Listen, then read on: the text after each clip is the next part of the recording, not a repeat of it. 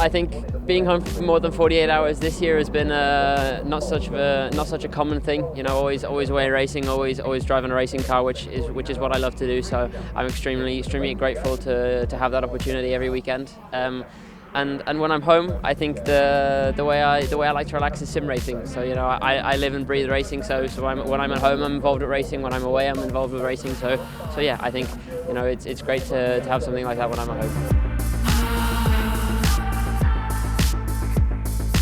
Formula One driver as an idol, I would say, is probably Michael Schumacher. You know, I think I loved watching him. You know, the way he races. You know, he always races for himself. You know, I wouldn't necessarily say aggression, but he was a very hard racer. You know, always racing for himself. And you know, motorsport is a selfish sport at times. So yeah, I think watching him is definitely really nice. And I think, you know, I wouldn't necessarily say my driving style has changed when watching Formula One drivers. You know, I think in a sense you always have to have your own way of doing things and have to have your own style. But I think you can definitely implement stuff from watching the people in Formula One. To be honest, I'm not sure. I guess you could say whichever pays me the most. I think that's very hard to say. You know, as a young driver, I think young drivers would always look at it that, you know, whoever is winning at the time is who you want to be with. So I think, you know, whatever is the opportunity to give me the best results possible, I say is probably the one I would choose.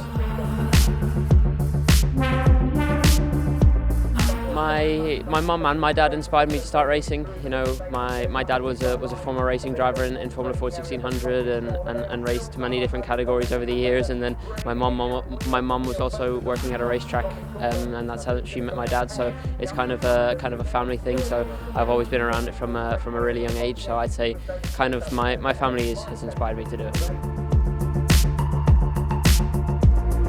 I'd say my favourite circuit that I've raced so far is probably Spa. You know, I think especially the feeling of going up Eau Rouge. You know, I think the first time I ever drove an F4 car was at Spa, and you know, coming out of the pit lane and seeing Eau Rouge is a pretty incredible feeling. So I think racing at such a prestigious track like Spa is pretty incredible. To be honest, I can't answer that yet. I think, you know, there's definitely a couple of options on the line, but you know, there's nothing set in stone and nothing confirmed yet. So I think definitely the plan is to do F3, but what championship or what form, I'm not so sure yet. Yes, I think, you know, I watch all forms of motorsport all the time. You know, I'm always watching Formula One, always watching, you know, FIA, F3, F2. When I'm not here supporting GB3 with Hitech, I'm watching it at home as well. So I think when I'm at home, I'm always watching all the different categories. You know, I think especially even if it's a different car, I think you can still learn quite a lot from watching all the races. So I'm always watching them when I'm at home or when I'm away.